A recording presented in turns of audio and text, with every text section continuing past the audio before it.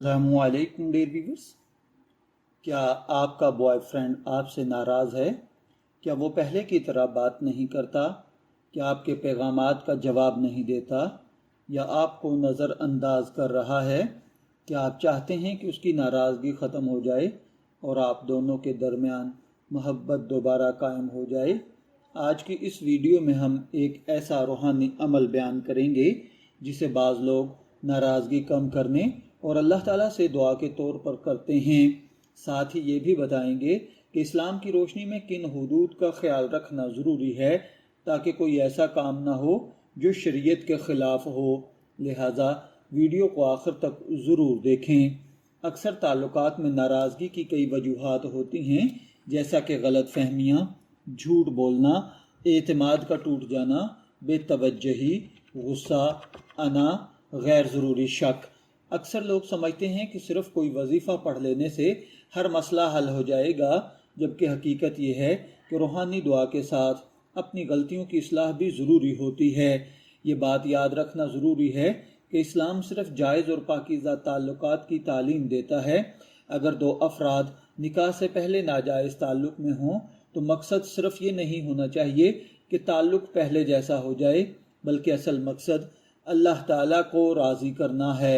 अगर संजीदगी हो और जायज़ तरीके यानी निकाह की तरफ बढ़ना है तो इस अमल को ज़रूर करें। लिहाजा किसी भी दुआ या वजीफ़े का मकसद किसी को ज़बरदस्ती अपनी तरफ माइल करना नहीं, बल्कि अल्लाह ताला से खैर और भलाई मांगना होना चाहिए। अगर आप अल्लाह ताला से अपने लिए खैर चाहते हैं तो ये दुआ कसरत के साथ पढ़ा करें। रब्बना हबलना मिन अज़वाजिना व ज़ुर्रियतिना कुर्रता आयुन वजअलना लिलमुत्तकीना इमामा, जिसका मफ़हूम है, ए हमारे रब, हमें हमारी बीवियों और औलाद की तरफ से आँखों की ठंडक अता फरमा और हमें परहेज़गारों का इमाम बना।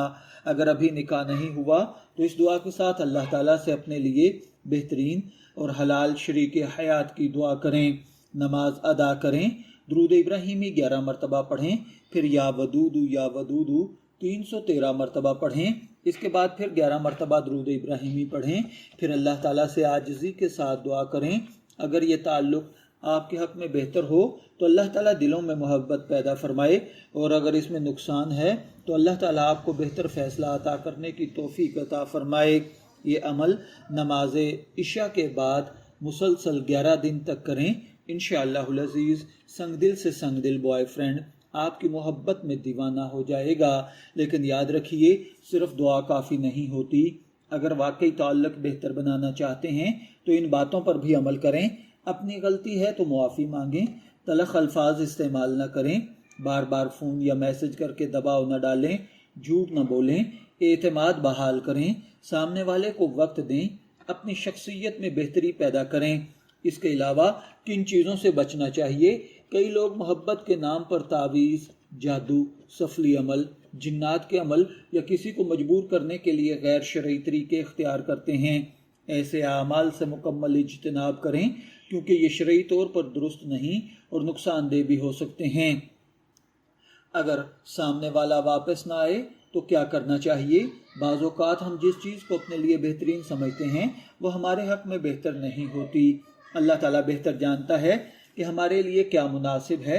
इसलिए हमेशा ये दुआ करें, ऐ अल्लाह, अगर ये ताल्लुक़ मेरे दीन, दुनिया और आखिरत के लिए बेहतर है तो इसे आसान फरमा, और अगर बेहतर नहीं तो मुझे इससे बेहतर अता फरमा।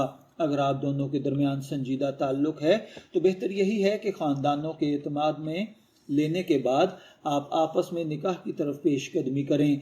हलाल रिश्ता हमेशा सुकून, बरकत और अल्लाह ताला की रहमत का सबब बनता है। डियर व्यूवर्स, आज की वीडियो में हमने बॉयफ्रेंड की नाराज़गी को ख़त्म करने के हवाले से दुआ, रूहानी अमल और अमली मशवरों पर बात की है। याद रखें, हकीकी मोहब्बत ज़बरदस्ती हासिल नहीं की जा सकती।